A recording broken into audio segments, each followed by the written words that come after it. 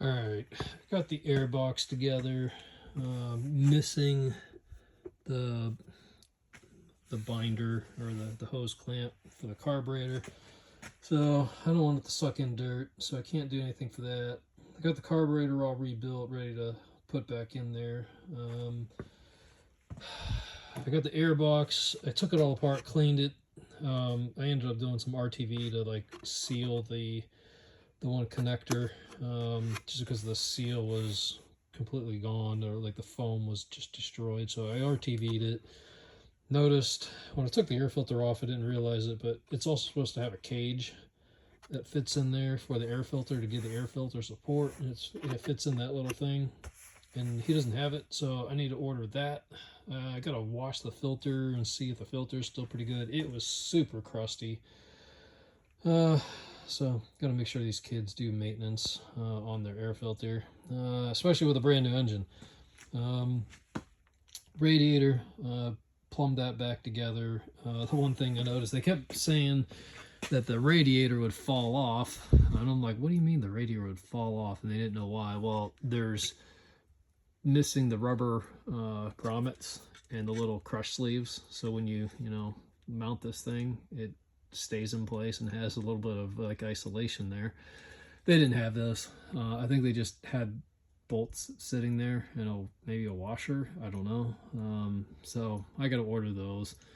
Like, I think I got like another $100 worth of stuff that I gotta order for this bike. Like, this bike is draining me. I'm getting freaking annoyed with it. But we are nearing completion. I can't put the air box and the carburetor in till I have suspension back, so that might be a few weeks. So we'll just keep working away at it, little by little. All right, another RM85 parts update. So got me a new filter from Motorsport, pretty cheap one. It was like a fill guard, or just lubed it up or oiled it up. Filter cage was missing, so I bought the filter cage. So we'll put that in the air box. I think I got my radiator supports. I'll see what I can do there, and then I got to start working on my YZF to get things kind of set up for the racing season. All right, got the air filter in, so much better than what we had before. So what we had before was this, and that was after I cleaned it. So like, yeah, that thing is nasty. And it didn't have a proper filter cage, so it was probably allowing dirt and everything else to suck in behind the edge of the filter. So without that filter cage, you don't get a good seal there, so it's just kind of sitting in there, not really doing anything.